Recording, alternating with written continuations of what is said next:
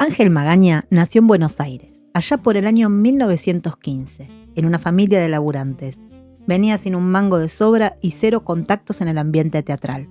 El tipo aprendió todo de la manera más dura, pero también de la manera más linda, porque desde muy chico pisó el escenario del teatro infantil La Bardén y se dedicó a mirar a los grandes para robarles el oficio con los ojos. Y en esa época le pasó algo que si lo ves en una película decís que es un guión exagerado. Resulta que estaba actuando en La Dama Boba, con Eva Franco. Y esa misma noche, sentado ahí entre el público, estaba nada más y nada menos que Federico García Lorca. El poeta andaba de gira por Buenos Aires. Lo vio actuar y cuando terminó la función se le acercó. Le apoyó la mano en la frente, como si le estuviera tomando la temperatura del alma, y le tiró una frase que a la familia le quedó grabada para siempre. Le dijo: «Niño, tú vas a llegar porque tienes duende». Andá a saber si en ese momento Ángel entendió lo que significaba esa palabra, pero la verdad es que terminó siendo exactamente eso. Se convirtió en el arquetipo del porteño canchero de sonrisa fácil y picardía de barrio, con esa mezcla rarísima de ingenuidad y calle que enamoró al público durante décadas. En el 35 debutó en el cine como extra, pero literal, sin meter un bocado en la película. La película se llamaba El caballo del pueblo. Imagínate a un pibe de 20 años paradito al fondo de la escena, mirando de reojo a los actores grosos, sin tener la más pálida idea de que en un par de años él iba a estar ocupando ese mismo lugar. La cosa es que el director Mario Soffici lo vio ahí atrás, perdido en el fondo del plano, y se ve que algo le llamó la atención. Él le dio su primer papel con texto en Cadetes de San Martín, allá por el año 37, y ahí arrancó a subir despacito, remándola. Como quien dice, ¿no? Remando en dulce de leche. Pero en el 39 le pasa algo que le da vuelta a la vida por completo. Aunque la verdad no vino por el lado bueno o copado. Soffici estaba filmando Prisioneros de la Tierra, en el medio de la selva misionera, una película que iba a quedar en la historia grande de nuestro cine. El protagonista era José Gola, el querido chino. La cuestión es que en pleno rodaje y a kilómetros de cualquier hospital, el chino se enfermó mal. Lo sacan de urgencia de la selva, pero no hubo caso, no lo pudieron salvar, murió de una peritonitis fulminante a los 35 años. Claro, la película había que terminarla como sea. ¿Y a quién llaman? A Ángel Magaña. Ahora, pónganse un momento en sus zapatos. Te llaman de un día para el otro, sin tiempo ni para procesar la noticia. Llaman además para reemplazar a un compañero que se acaba de morir y te tenés que meter de lleno en su personaje. Era una mochila pesadísima. Y sin embargo, el tipo va y se manda una actuación tremenda, súper contenida, re humana, sin caer en el golpe bajo. No solo le salvó las papas a la película, sino que de la noche a la mañana se consagró como un actor dramático con todas las letras. Pasó de ser un extra invisible ahí en el fondo a ser una estrella total, pero parado arriba de una tragedia que le cayó de rebote. Corría el año 41, y entre el humo y las charlas apasionadas en las mesas del Café Ateneo, se mandaron una patriada hermosa.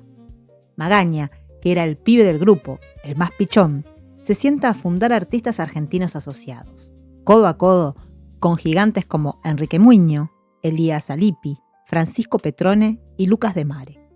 Era una verdadera locura para la época. Una productora manejada por los propios actores, poniendo el cuerpo, los ahorros y el alma por el cine nacional. Y acá tengo un dato que se los voy a contar así como en secreto, una faceta íntima que rara vez sale a la luz. Año 46, pleno auge del peronismo. El país era una caldera de emociones, y este galán intocable, el de la sonrisa eterna y cara de bueno, ¿dónde aparece? En las listas de la agrupación de actores democráticos. Un espacio gremial recontra ligado al Partido Comunista. El tipo se la estaba jugando entera, metiéndose de lleno en el barro de la política y el sindicalismo cuando las papas realmente quemaban. Pero si querés hablar de dejar la sangre y el sudor en la cancha, vayamos al 42, cuando le toca ser del teniente español en la Guerra Gaucha.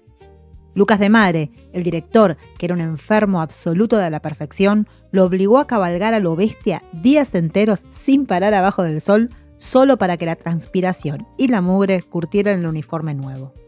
Olvídate de los dobles de riesgo. Ahí se dejaba la vida en cada toma. Con la adrenalina a 1000 en una escena, Magaña le clava sin querer una lanza en el pecho al mismísimo De Mare, que se había metido entre los extras para hacer revuelo. Casi lo mata de verdad, y como si eso fuera poco, en otra toma, el loquito de De Mare se tira de cabeza por una escalera enfrente de todo el equipo de filmación, solo para demostrarle a Magaña que no tuviera miedo, que la caída se podía hacer. Eso seguro que no era actuación, era cine a puro corazón, hecho literalmente poniendo el cuerpo al límite. Y en medio de toda esa locura, de los sets de filmación, de las luces y los guiones, le llegó el amor. Año 41. Estaban grabando El mejor papá del mundo. Y ahí se cruza con Nuri Monset, una actriz hispano-argentina hermosa que la estaba rompiendo toda en Argentina. Su carrera estaba despegando como un cohete. Fue un flechazo absoluto, de esos que te dejan sin aire. Ella hizo algo que hoy te explota la cabeza. En pleno ascenso, cuando estaba para comerse el mundo del espectáculo, dejó el cine. Colgó los botines de estrella sin dudarlo un segundo para dedicarse de lleno a su casa y armar una familia con él. Tuvieron 2 hijas, María Alejandra y María Julieta, y armaron un nido hermoso, un matrimonio que todos los que los conocían juraba que era de una felicidad envidiable, de esas parejas que se miran y se entienden. Y bueno, ahora les voy a contar una historia que se esconde detrás de esta imagen familiar perfecta, una historia que es bastante oscura, y es alrededor de sus 2 hijas. Se tejió un mito espantoso.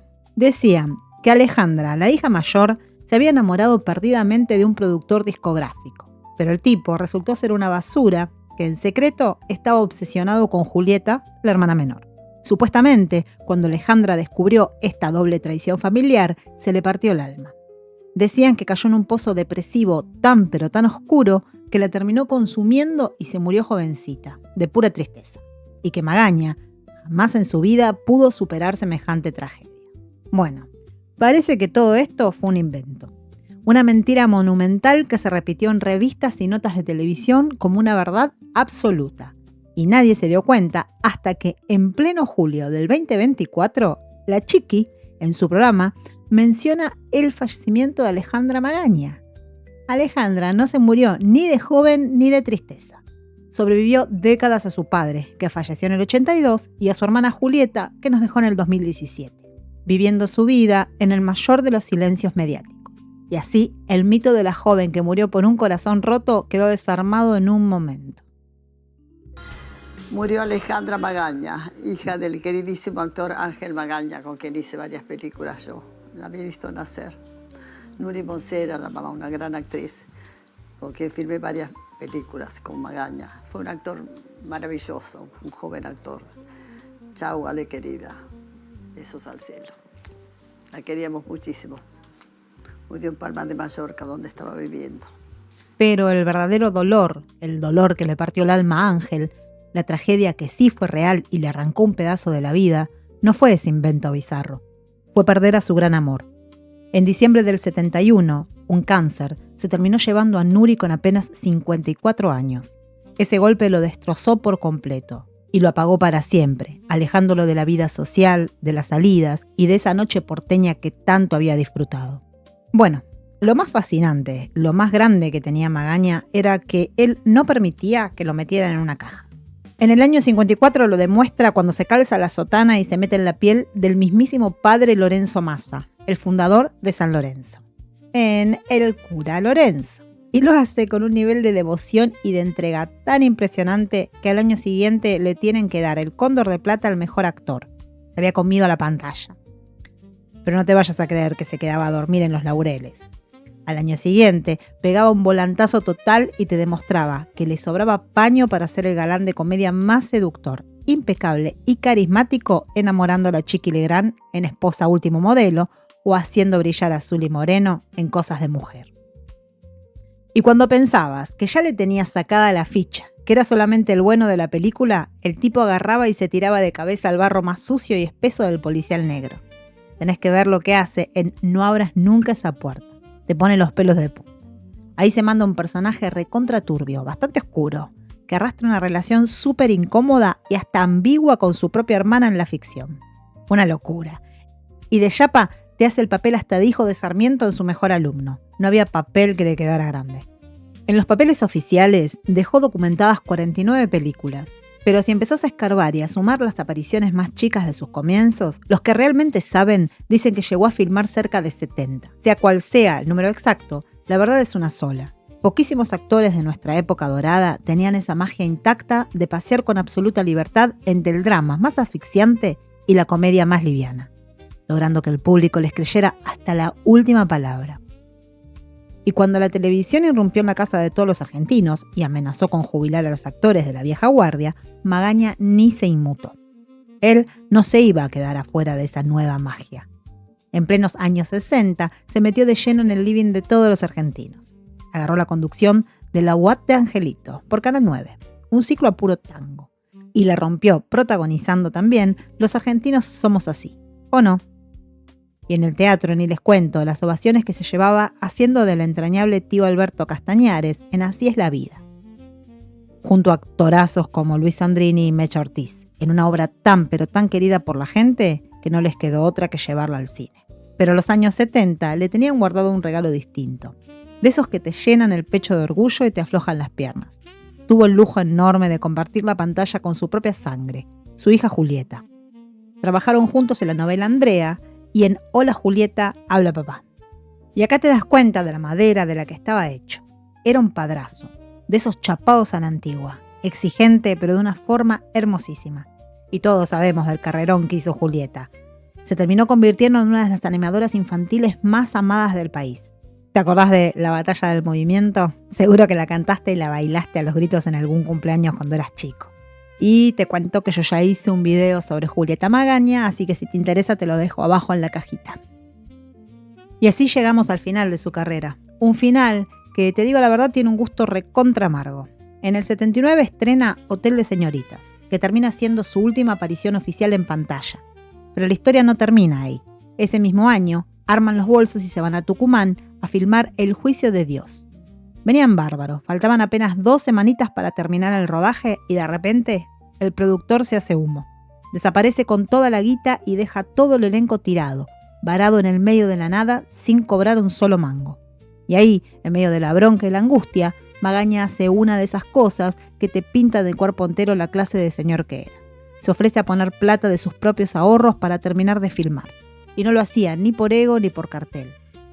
Lo hacía por puro respeto a su compañera, la enorme Alba Mujica. Todos sabían que ese iba a ser el último papel de su vida y él quería que se despidiera a lo grande.